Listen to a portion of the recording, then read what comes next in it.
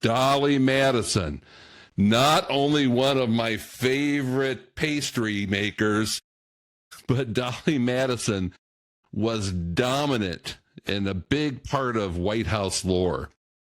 She was the Rose Garden host. She loved her Rose Garden at the White House, and she protected it so fiercely that even her ghost won't let anyone mess with it. She really defined the position of First Lady, but even before her husband, James Madison, became president, she was the de facto First Lady for Thomas Jefferson previously.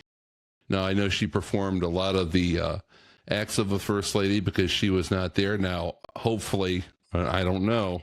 I don't want to open the door to controversy, but hopefully not all of the acts. But as you can see her here, Mark, she is a spirit that many have seen haunting the Rose Garden, which begs the question, when Trump poured all the concrete in there and got rid of a lot of the roses because he was worried about inconveniencing reporters that were stepping in mud and getting mired down in the mud and the rain, what do you think she thought about that? She was not happy.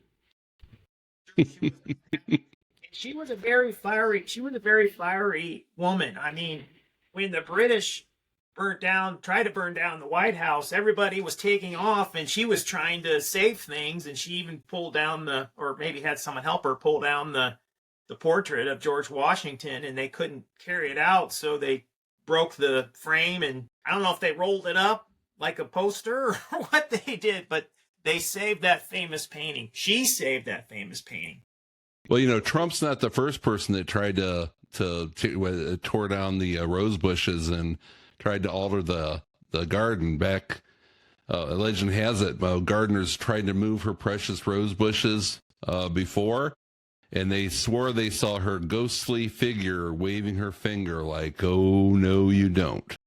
So needless to say, until just recently, the roses stayed right where she wanted them. Like you said, she was a very fierce lady who saved George Washington's portrait, but the only thing she loved more than the White House was that rose garden.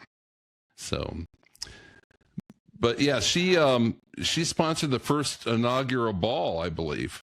And so maybe they ought to name that new ballroom that they're building after her, not just to honor her, but maybe to get back on her good side for tearing up the rose garden. Well, I hope that they don't have naming rights to the ballroom. So this is the Dolley Madison ballroom provided by Walmart. Wouldn't surprise me nowadays.